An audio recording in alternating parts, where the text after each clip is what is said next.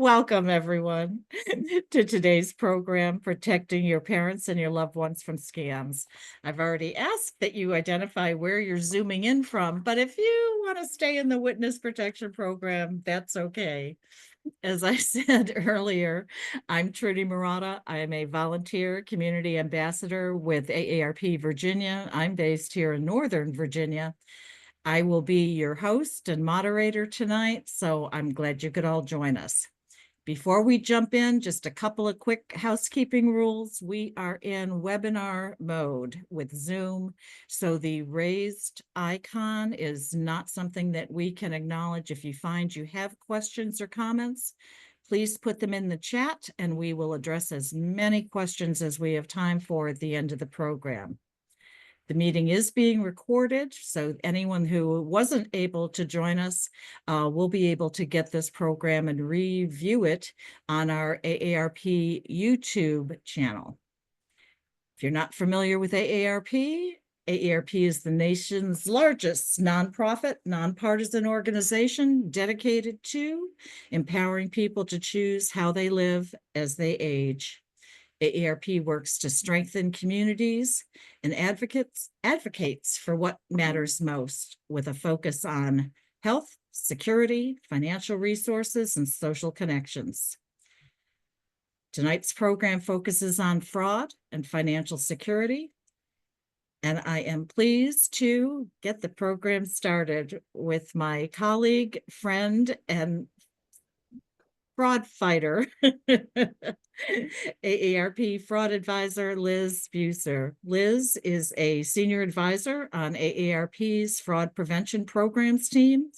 She previously focused on fraud awareness and other consumer issues as a member of the AARP's program design and financial resilience team. Prior to joining AARP, Liz spent 7 years at the Employee Benefits Research Institute and the American Savings Education Council, where she worked on retirement and savings educational programs.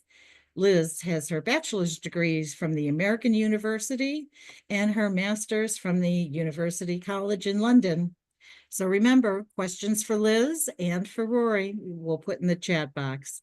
Welcome, Liz, and I will turn the platform over to you. Thank you so much, Trudy. It's great to be with you tonight. Hello from Northern Virginia. Apologies for the sun glare. And I do want to say hello to some special friends I see are attending that Rory and I both know. So please know we see you. So welcome, everybody. As Trudy said, I'm Liz Buser. I'm Senior Advisor on the Fraud Prevention Programs team at AARP. And I also co-lead the AARP Fraud Victim Support Group. So I am so excited to introduce our special guest, Rory Macleod.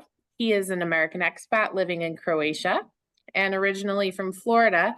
Rory attended college in New York.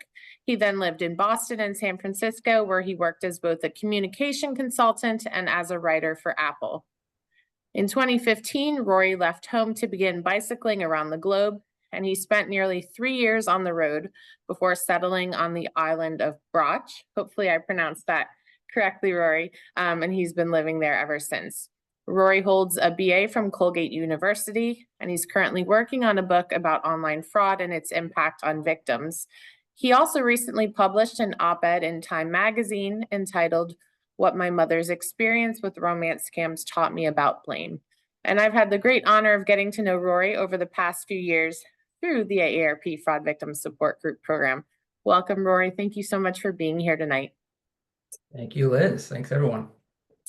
So to kick off our conversation tonight, we want to touch on your experience, your mom's experience, Rory. So I have a couple questions for you, and then we'll bring Trudy back in, and we're happy to answer questions from our audience. Rory, I had the honor of getting to know you, I think, the first time you attended one of our support group sessions. We had a great conversation then. And during that time, you told me that you and your sister were caring for your mom when you learned she had experienced multiple romance scams. Can you talk more about what you discovered? Yeah, so started about 3 years ago. I went home to the States to visit my family for the holidays. This was, in the middle of COVID.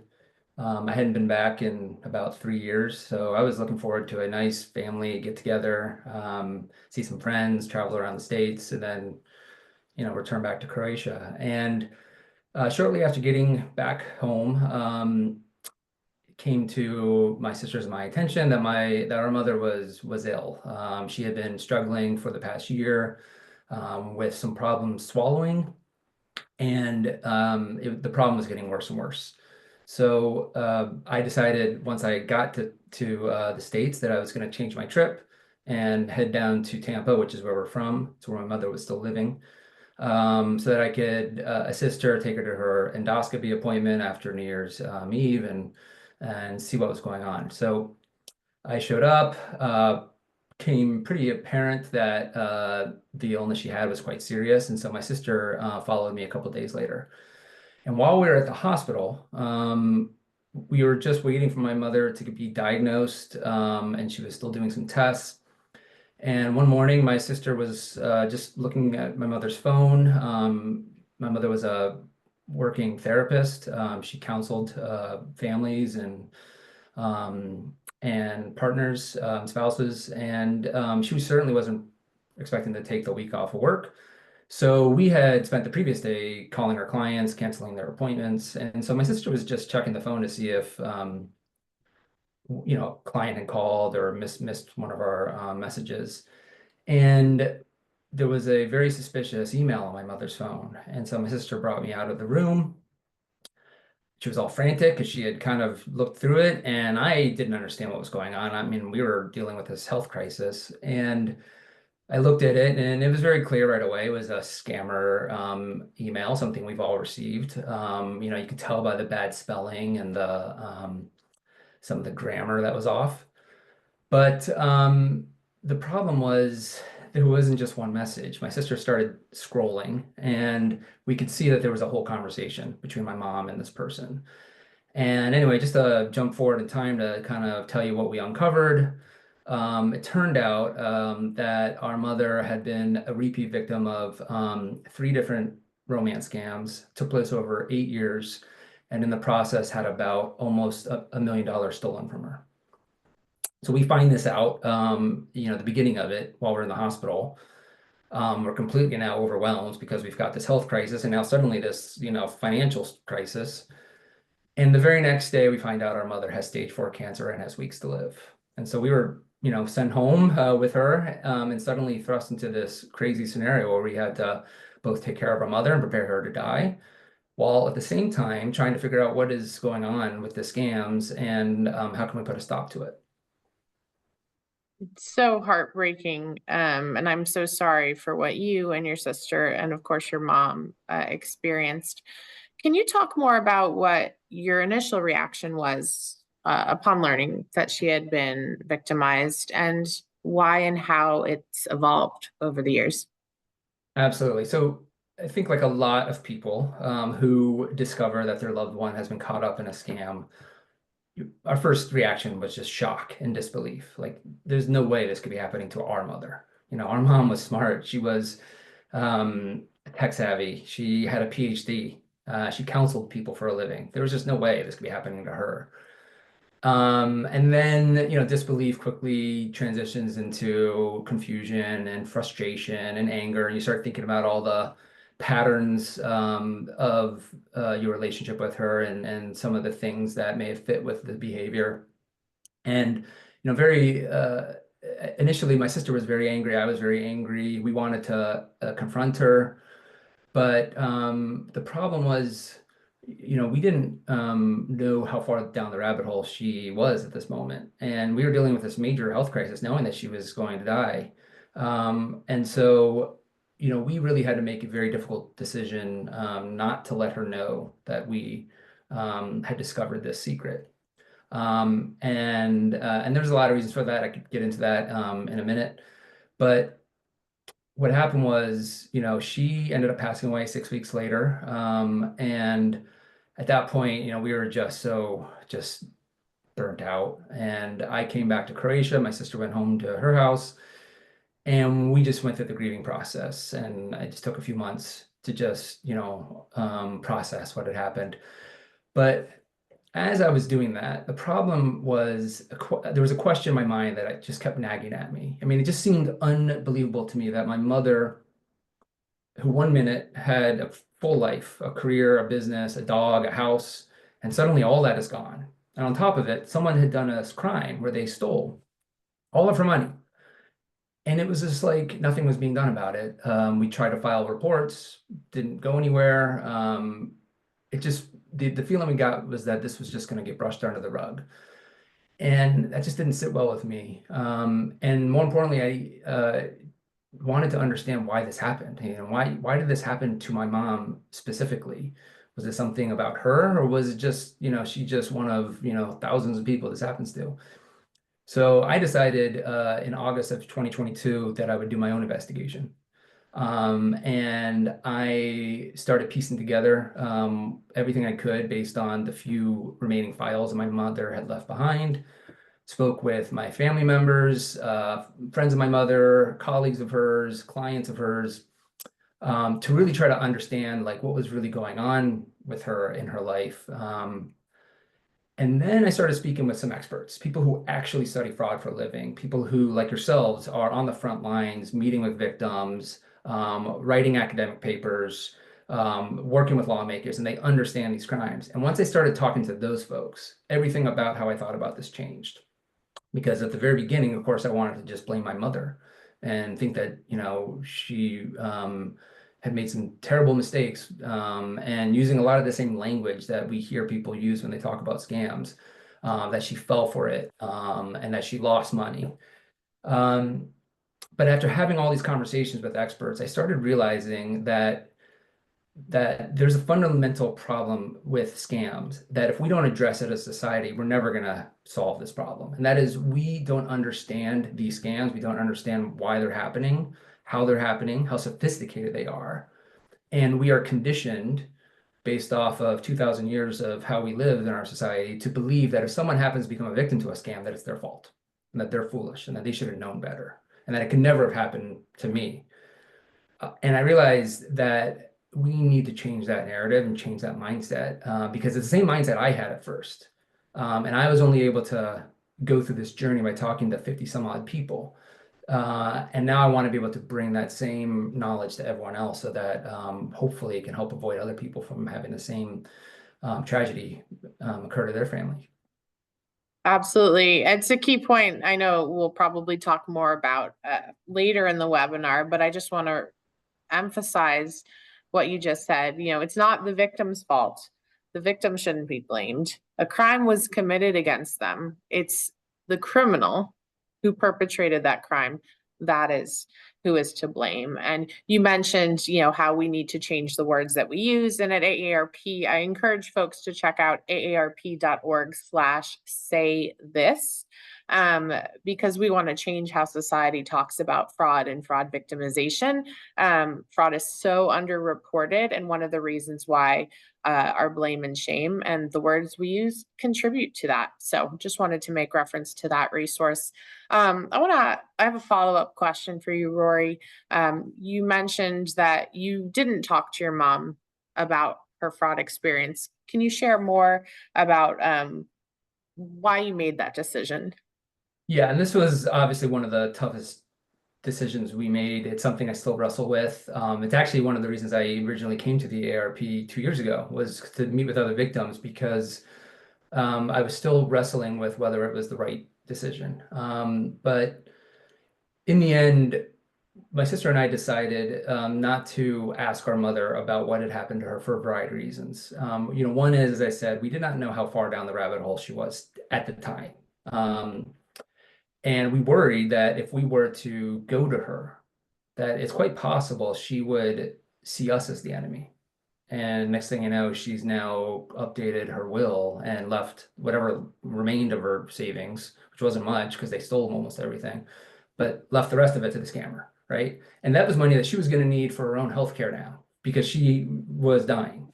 So for practical reasons, we made the decision not to let her know. But there was a more important compassionate reason, and that is I have never seen someone grieve the way I saw my mother grieve. I've never seen someone suffer such heartbreak the way I've seen her in those 6 weeks. She was suffering, and it wasn't just because she couldn't swallow and she couldn't eat food. She was emotionally, psychologically suffering, and I know it's because of the weight of these scams weighing on her over 8 years, all the heartbreak, all the round trips to the airport where the scammer didn't show up, all the lies that were told to her, all the stress that went into it. I mean, I say often now, I mean, if you read her death certificate, it says she died of esophageal cancer, but I believe personally that she was killed by the scams because it caused so much strain on her. And so I just didn't have it in me to ask her to tell me about the hardest, most terrible thing in her life. I just didn't think that she owed me that. Nobody, well, let me say it differently. We are all entitled to go to our grave with whatever secrets we want and with as much dignity as we can muster. And my sister and I felt that our mother deserved that too. So as much as we were confused and frustrated, we felt that it was the human thing to do to let her think that she had done a successful job at keeping this a secret. But it wasn't an easy decision. There was certainly some unintended consequences to that. I mean, it basically created this massive $1 million elephant in the room where, instead of me having fully open, honest conversations with my mother, having her reflecting on her life, holding her hand, instead I was running out of the house, calling lawyers and talking to FBI agents and making photocopies at Kinko's. And the scam kind of like took that period, that critical period of us being able to support our mother and be there for her lovingly at the end of her life, took that away from us. It also left a big hole when she passed because when she died, there was very few records left. I don't know if it was because she was conditioned because of the scammers or if it was just because of her personality, but basically she had purged almost everything. And what few records I have, I was only able to find with my sister in these tax boxes that she had left. And they were like printed emails and printed records of her wire transfers. And that was basically how how I started my investigation, was like this few documents. And I needed to piece together this massive web of crimes, and that's where I mentioned, talking with all these experts and with you at the AARP has helped a lot, because by talking with other victims and learning their stories and doing all the research and learning how scams work, I was able to extrapolate a lot of what probably happened with my mother, and cross-referencing that with some of the actual communications I had with her. But it was difficult to obviously not make that. Not have that conversation with my mother, something I still live with. I'll go to my grave wondering if it was the right choice, because there's a part of me that wonders if she would have really just wanted to unload that off of herself. And maybe if I'd given her that opportunity, she could have done that. I don't know. I'll never know. But at the time, I just knew that she was under so much strain that it was the humane thing to do to let her keep this secret to herself. It's incredibly brave what you and your sister and of course your mom have gone through. I have a follow-up question to that. In our support group sessions we talk about the healing journey, and I think it's important to note that you as a loved one supporting your mom also have to go through your own healing journey. Can you talk a bit more about what has helped you over the past few years? Yeah. Well, without sounding like I'm just doing propaganda for the AARP, the support groups have been wonderful. There is a major lack of support in our society for victims of fraud and scams.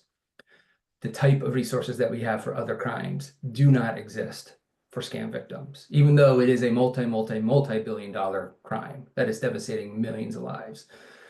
We don't have the infrastructure. We don't have the support. And I'm very grateful that this is a service the AARP does provide and provides it free of charge. I'm not even a member of the AARP. Someday, probably very soon, I will be, because I'm starting to creep up in the age demographic.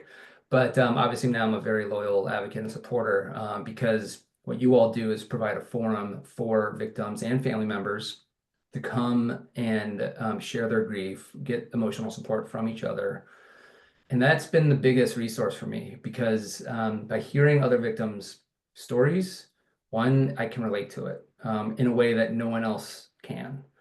And then two, I can share now a lot of this knowledge that I've been able to, lucky enough to build up and give that back to the folks who need it.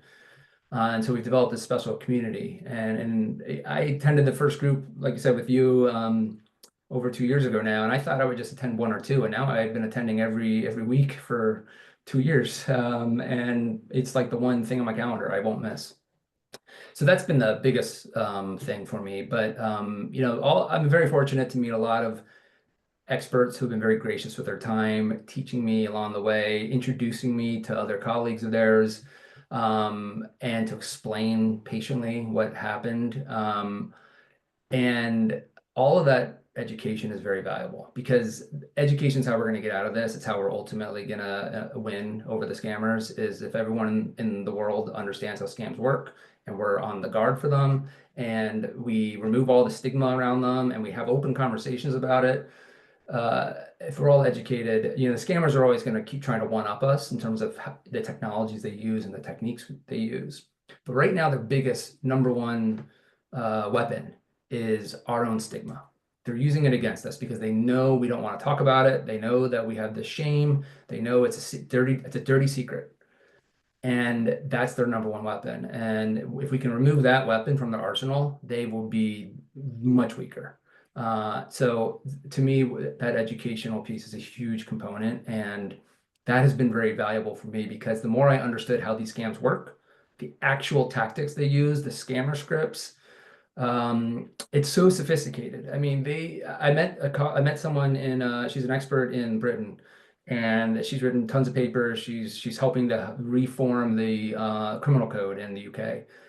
And her name is Dr. Elizabeth Carter, by the way. She's wonderful. And she has got a niche in this world where she actually studies the scripts that scammers use with victims, or she'll read the emails. I sent her some of the emails my mom was sending to her scammers. And she's able to read the language of what the scammers are saying back in a way that to you and me might seem like this is just normal chit chat. But she's like, no, there's actually social engineering going on here. They are saying these things intentionally for a reason. And it might not be clear to certainly not to the victim, but certainly also to the loved ones. But it is having an effect that is pulling the victim closer to the scammer, distancing them from their loved ones. And so the more I got to learn how the scams work, the more I realized, as you were saying earlier, that my mom did nothing wrong. She's not at fault. She was just a human being who put her trust in people who violated it and took advantage of her and stole from her. But in order to get there, I had to really understand how the scams work. And as you learned more, you continued to heal. And I know you've been so instrumental in our support group, as are many. We refer to each other as a family. So the reason why it helps people to heal is because of the wonderful folks who participate in it, some of who are watching now. So thank you. You touched on one last question, then I want to bring Trudy back in. Rory, you touched on a bit why you're sharing your story, your mom's story. Anything else you want to share about what you hope others learn from it? Yeah, I think we'll get into now some of the more specific questions about how to prepare your loved ones and so that this doesn't happen to you. But I think just the big picture for me is when this event occurred to our mother and my sister and I were processing it, we both knew that we needed to do something about this. I'm very fortunate. I have one of the very few skills I have in this life is I have the ability to write. And so I knew I was going to do something with what happened. I didn't know what format it might take, but I just knew that this was something that I needed to share. And part of it, as you just said about the healing journey, that's certainly therapeutic for me, and it's cathartic to be able to write about it, to express it, to talk with others about it, to help others avoid it. But I think for me, the biggest thing is we don't want what happened to us to happen to other people. It's so easy to think this will not happen to you. And believe me, I thought it, and then it happens to you. And it would just kill me if any single person here watching this has the experience I had where you're, you're in the hospital and you see an email, and the next thing you know, you're down this rabbit hole, and it does not end once you go down this rabbit hole. And it's devastating. With all the victims I've been able to meet in the support groups, I mean, I've met dozens and dozens now, some of the most amazing, remarkable, brave people who come and tell their stories, and their lives have been devastated. Their stories are heartbreaking, as heartbreaking, if not more so, than my mom's. And it it's one of the reasons I keep coming back is because I want to give them that support. They need that help. But so part of it is being able to just support the people who have gone through it. But then a big part of it is to prevent it from happening. And so if someone's watching this now and they are fortunate enough that this hasn't happened to them, thank God. And hopefully they will learn some things so that never happens to them or their loved ones. And then for those who it might be happening to, my message, of course, would be that, we're here for you. There are support out there for you, whether it's the ARP, there are some other things out there. You're not alone. Absolutely. You are not alone. We're here to support everybody, and fraud doesn't discriminate. Anybody can be targeted, no matter your age, education level, income level, you name it. So, with that, Trudy, I see you're back on. I know there's some questions that we want to get to, right? Exactly. For both you and Rory, why do you think that it is older adults that are most often targeted, and why is it that they seem to lose the largest amount of money? So I can tackle that first. We actually know through our consumer outreach work, through our own research that we've done at AARP, that most people believe scams only happen to older adults. But the reality is that younger adults report losing money to fraud more frequently than older adults. The Federal Trade Commission's data just came out, their Consumer Sentinel data book, and that showed it as well. But the difference is when older adults are targeted, they lose so much more money for a variety of reasons. First of all, older adults have likely saved throughout their lives. Some may have a pension and retirement savings. Some may have housing wealth. And criminals even go after Social Security checks each month. And older adults are also viewed as being more trusting and willing to help others. Um, People often say maybe cognitive decline or physical impairment plays a role. That only happens some of the time. And then older adults are viewed as seeking companionship and just having a good and caring nature. Just to add to that, older adults have several vulnerabilities. And I think, with scammers, one of the things I did when I was researching all of this about my mom was I wanted to understand what it was about my mother that made her such a perfect target, because she was in her 70s. She was living alone. She was lonely. She was very trusting. She had a lot of the characteristics that kind of would like check the box of the characteristics of what a scammer wants to target. And older adults tend to check more of those boxes. But as Liz says, you don't have to be an older adult to become a victim to a scam. It happens to everyone, all walks of life, all professions, all education levels, all economic levels. The scammers do not discriminate. But with older adults, one of the things that I do see at play a lot is the vulnerability around loneliness. Scams tend to happen when there has been a significant loss in a person's life, and that could be a divorce, it could be a death of a loved one, an estrangement, whatever it might be. A significant loss of a relationship creates a hole that needs to be filled, and the scammers love to fill those holes. And those types of losses tend to happen to folks older in their life than to the younger folks, right? You're more likely to experience more deaths when you're older than when you're in your younger years. So there is that at play. So scammers are really, they're targeting folks who they just think it's like a predator in the wild targeting the deer that's a little bit straggling from the herd, right? It's just they're going to go after the easier targets.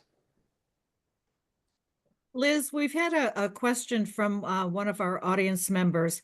Are funds ever recovered? So scammers love payment methods that are virtually untraceable. So they love gift cards, wire transfer, peer-to-peer payment apps, cryptocurrency, because once the money is sent, chances are you can't get it back. The best thing to do is report it right away once you've realized that you or your loved one has fallen victim to fraud. Report it to law enforcement, report it to your financial institution. If gift cards were purchased, report it to that company. Because the sooner you report it, the more likely the chances that money can get back. You can get the money back. Unfortunately, it's rare. It doesn't mean it doesn't happen. But it's chances are you won't get it back, unfortunately. Is there such a thing as a centralized reporting agency or authority, a one-stop shopping for reporting scams and frauds? Not right now. I would say stay tuned for more information. But definitely report it to law enforcement. You can call, the best advice I have for folks is to call the AARP Fraud Watch Network helpline. Trudy, I think you put the phone number in the chat, 877-908-3360.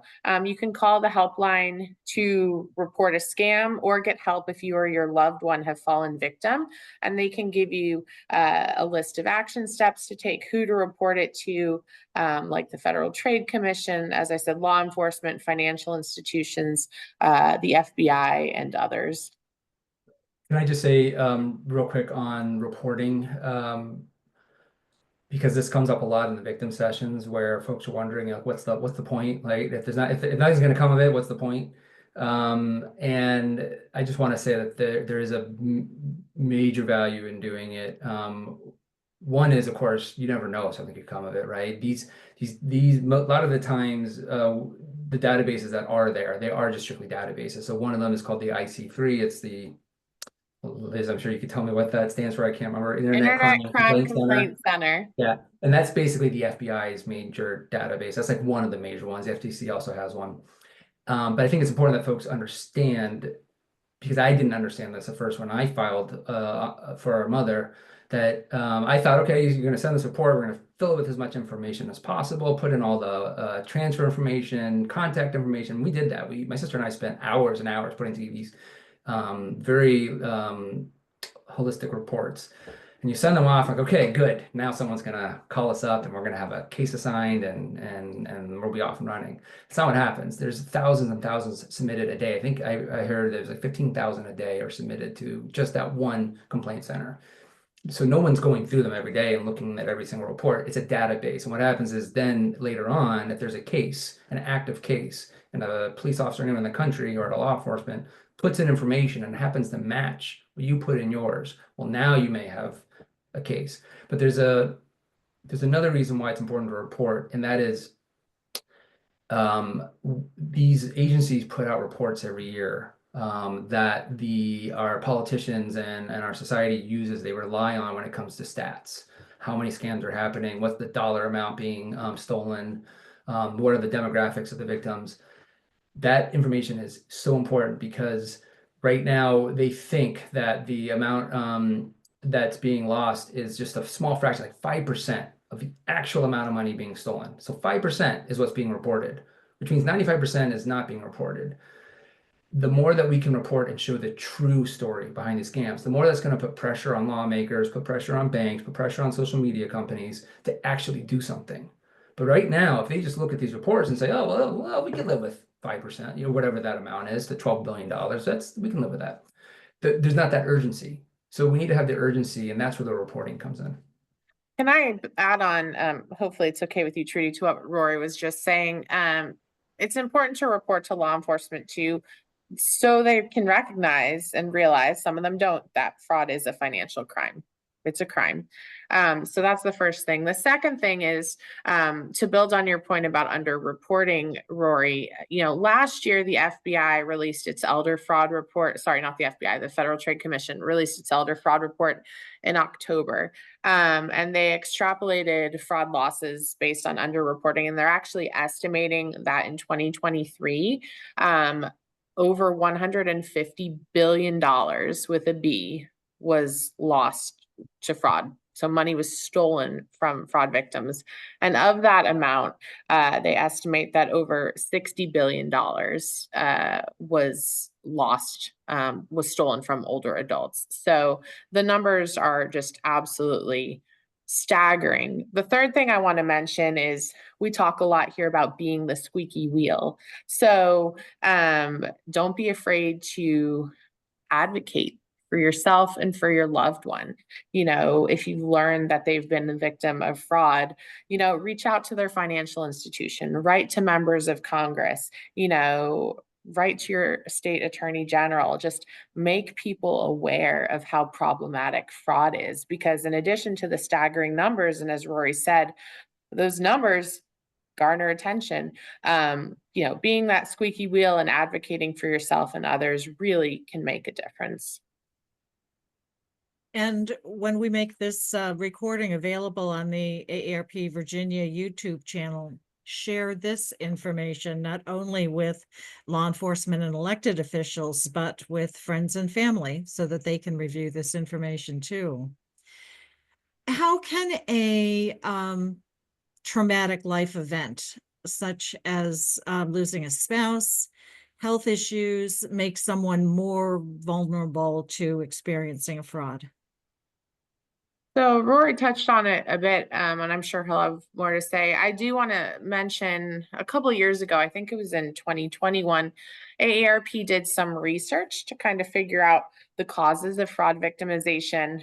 And they found that a couple of key factors make folks more susceptible to fraud attacks: environment, emotions, and exposure. And so what the study did was they actually asked people if prior to encountering a fraud criminal, they asked them if they've experienced any of 17 stressful life events. So like loneliness, debt, a health issue, the death of a loved one, events like that. And they found that compared to non-victims, fraud victims reported experiencing twice as many stressful events in the 12 months prior to encountering a scam.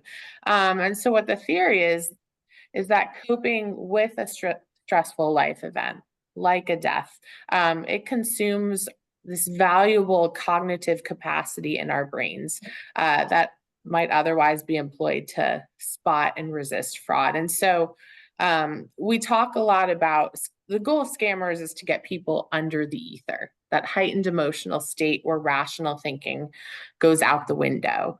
And so if you're experiencing a traumatic event, you're already in that heightened emotional state. And so that hard part is already done. And the target is already under the ether. So the short answer is yes, it plays a big role. Just to add to that, because this comes up a lot, because when I hear folks say, "Oh, that could never happen to me," and I say to them, "Well, yeah, it might not have happened to you today, because today was a normal day for you, but tomorrow you might be, in a really stressful state. Maybe something's going on in your life. Like even my sister and me, like we were really susceptible when we were dealing with our mom because we were in a heightened state of stress, and that would have been a great time for a scammer to walk into our lives. We're fortunate that didn't happen. But what I say to folks is that scammers just need to get you one time, just once. They need to get you to click on the email or to think that it's real. You have to be 100% of the time, like have your defenses up at all times to make sure that you can't have them get into your system. And emotional traumatic events lower your defenses. They make you vulnerable. And that's how the scammers are going to be able to get their way in. And I think every single one of us, I think anyone who thinks that they could never be scammed is is deluding themselves, because I think we've all at some point had that moment where like, oh, did I just click on that email I shouldn't have clicked? I've done it myself, even after 2.5 years of researching all this and speaking with experts.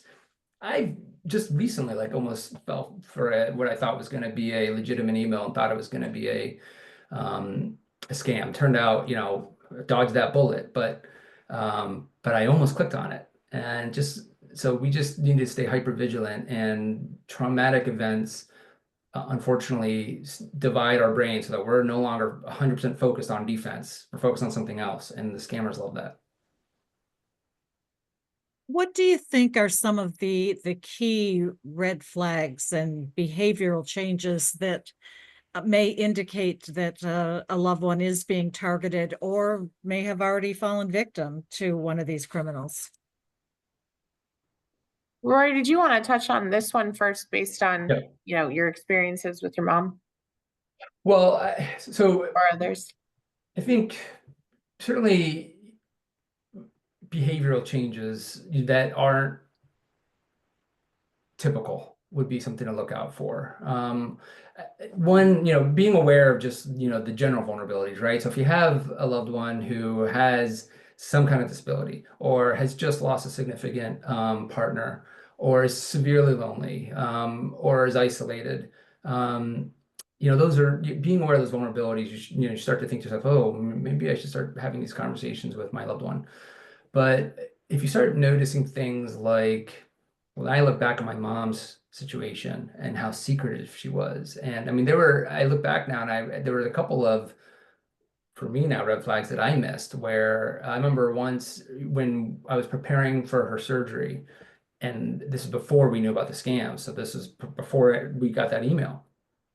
I, of course, had a feeling that this was going to be a bad outcome with the surgery. It was going to lead to a terminal diagnosis. So I was preparing her to help transition already her financial affairs to me. So I sat her down. This was the Saturday before her appointment. I said, Mom, I need to know everything. I need to know your passwords. I need to know what banks you have, what medicine you give your dog.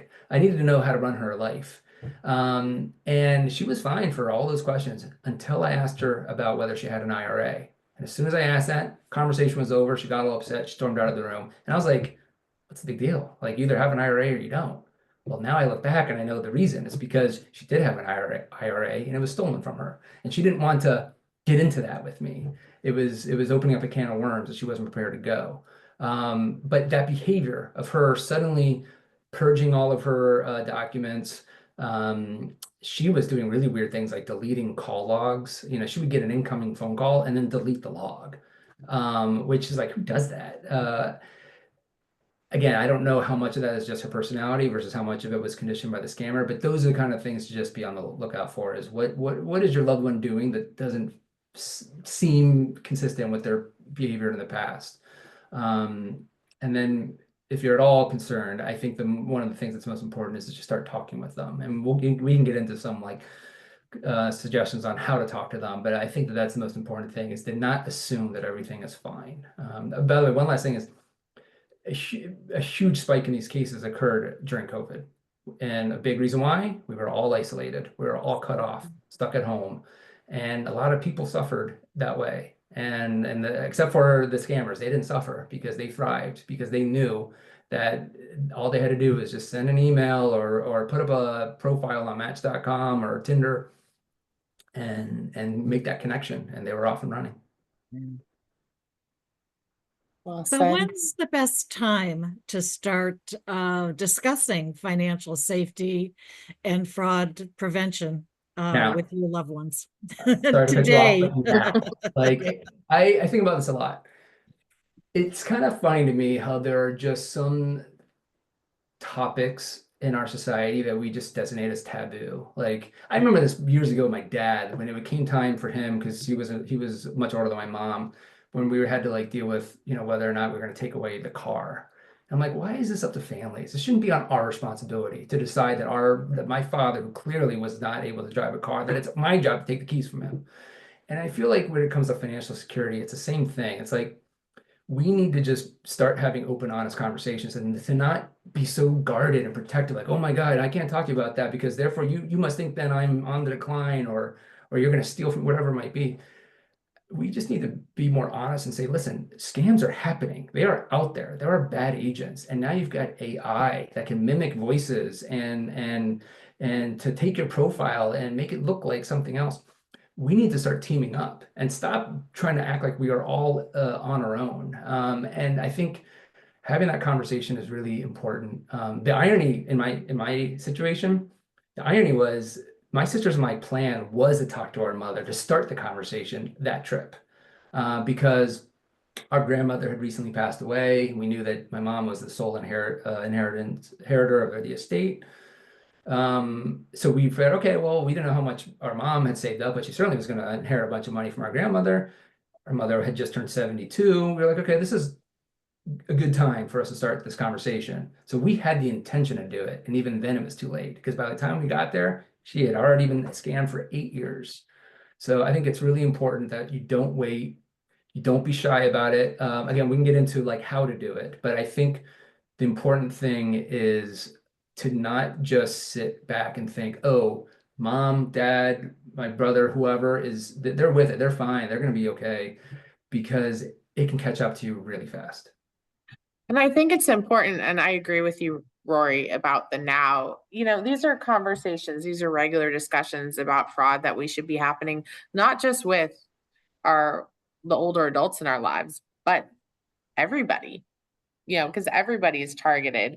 And when we're having those discussions, kind of don't frame it as don't do this, but maybe as a question, like, what do you think about that? Because the more we talk about fraud, the better prepared all of us are to spot and avoid scams. I know Trudy knows this. We always say, if you can spot a scam, you can stop a scam. And it's the truth. And knowledge is power. Absolutely.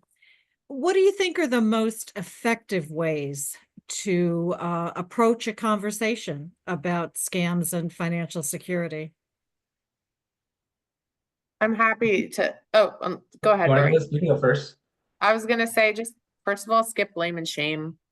Scammers, their goal is to drive a wedge between you, like the fraud victim, and their loved ones. And so if you blame the victim, it only deepens those wedges. So it's important to remember, it's not you against the victim. It's you and your loved one against the criminals. Because again, the criminals are who should be blamed, not the victims. So avoid making accusations, avoid placing blame, because all it's going to do is it's going to shut your loved one down, and they are going to tune you out. So just listen with compassion, ask questions, express genuine interests, and hopefully over time, your loved one will begin to reveal more and more information about what's going on.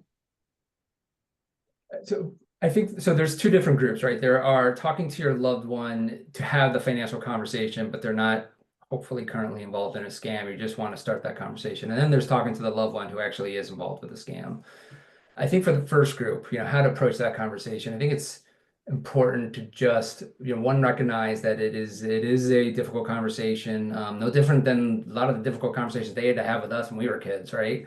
And in a way, it is a little bit of a flipping of that relationship dynamic, but to just approach it sensibly and to say, listen, like, it's in all of our best interests that we are transparent here, right? Whether it's someone who's aging, say, listen, like, I don't want to be, it's not about taking away your autonomy. It's about partnering with you to make sure that you have everything you need to live out your days, and to come up with some like real common sense solutions for your family, whether that's putting your name on their accounts or having access to their emails or having a password that only they and you would know. Like, there's a lot of things you could be doing. But the important thing is just to have that conversation and to be open with each other, listen to their concerns. In terms of talking to a family member or a loved one who you suspect is already in a scam, this is one that's very tricky, because while I avoided it with my own mother because the fact that she was dying, and my sister and I basically just knew that once she passed away, the scam would end. For a lot of people, that's not the case, right? They find out their loved one's being scammed and there's no end in sight.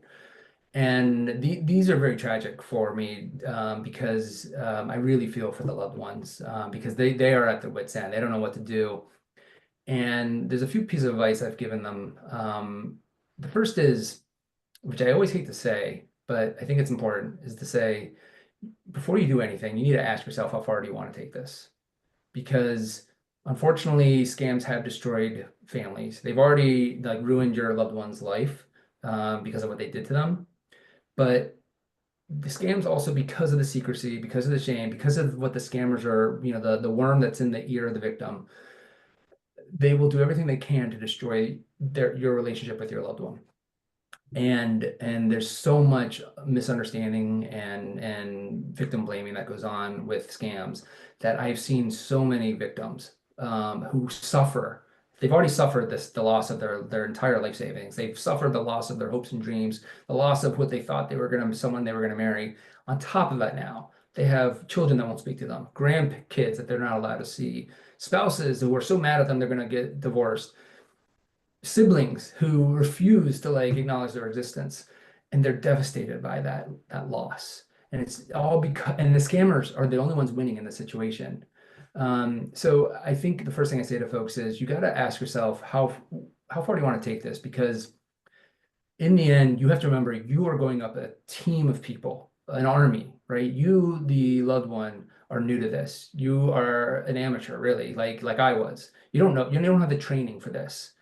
And you're trying to go up against an entire army that work in offices, and they have scripts, and they have technologies, and they have managers, and they are a professional unit, and they work every day at trying to steal your loved one's money. And by the way, they've also been doing it for weeks, months, or years already. So you're behind the game.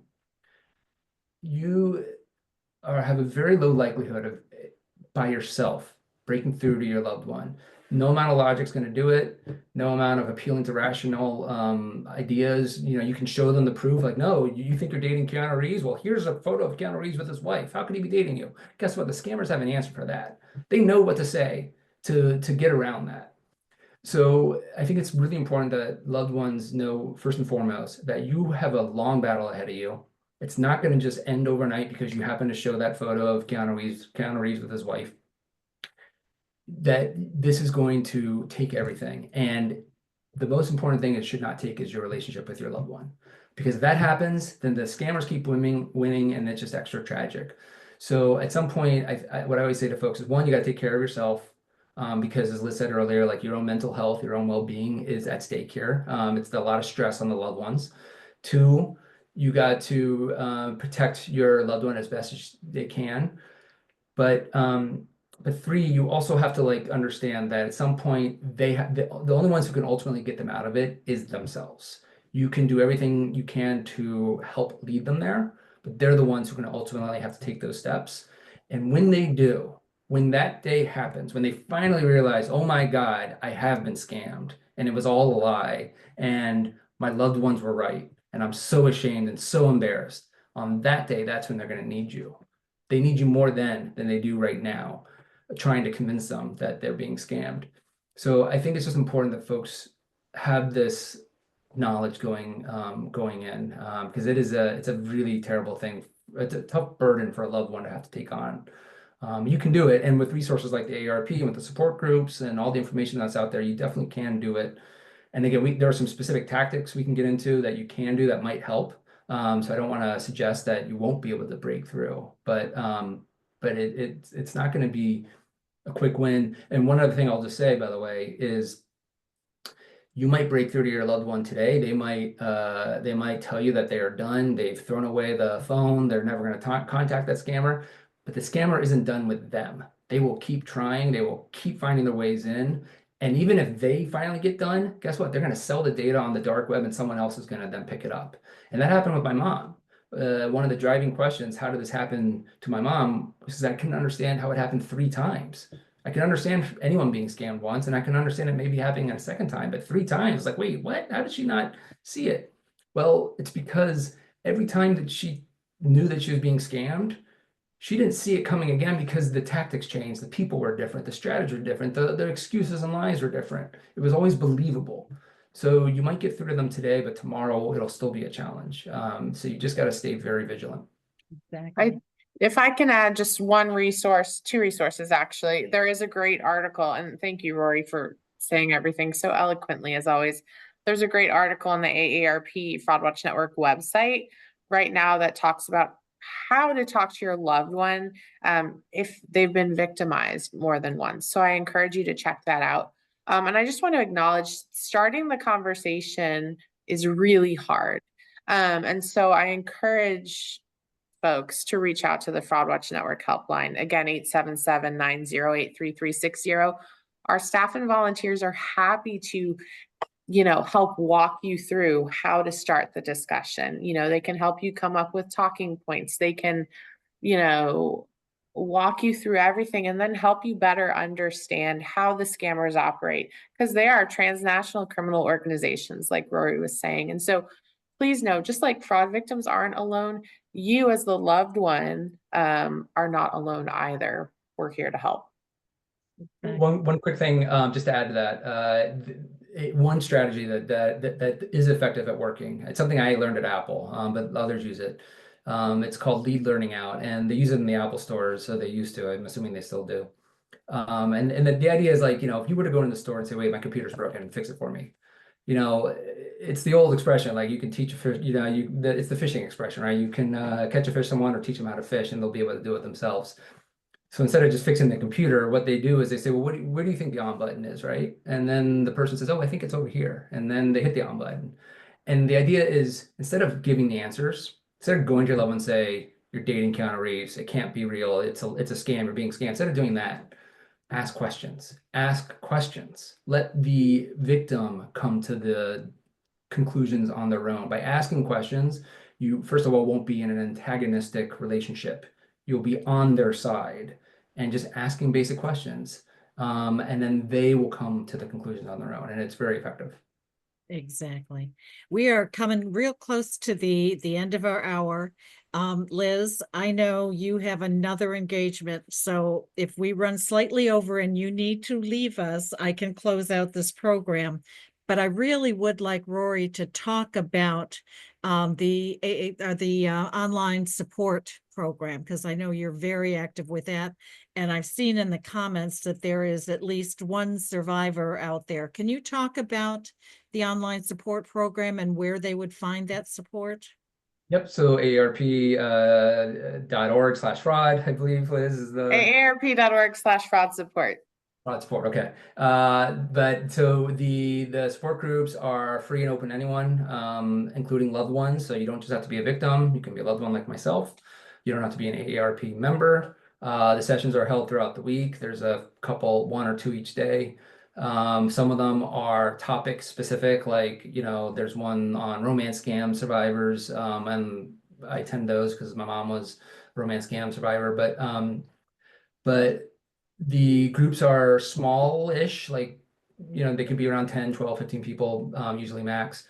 They're confidential, and the community that I have discovered there is unbelievable. It's truly people from all walks of life who really want to, first of all, get support for themselves, but then support others. And it's really funny. Like when I look back at my life, I never thought like I'd be so engaged in a support group. But like this is, like I said earlier, like I wouldn't miss it now for the world. Like I miss other things. I won't miss my AARP support group meetings.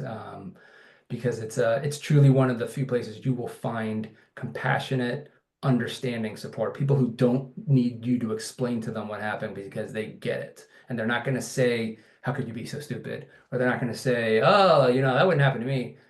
They get it. And they will be a sympathetic ear and someone that you'll be able to lean on. And I want to add on to that, our support group sessions are free. You don't need to be an AARP member or of a certain age in order to participate. And there's no limit to how many sessions you can attend. So again, AARP.org/fraud support. And we hope to see you there with us. Very good. I want to thank everyone for their participation today. We hope you feel encouraged and have a better understanding of how to protect your parents and your loved ones from scam. A giant thank you to Rory. Thank you for paying it forward. We are all sorry for what you have been through, but are so grateful that you are in fact paying it forward. And Liz, you pay it forward every day. And we appreciate that as well. So don't forget to check us out on the website, aarp.org/fraud watch network.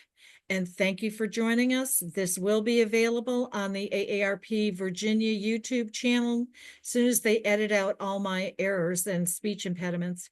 But thank you for joining us. This concludes our program.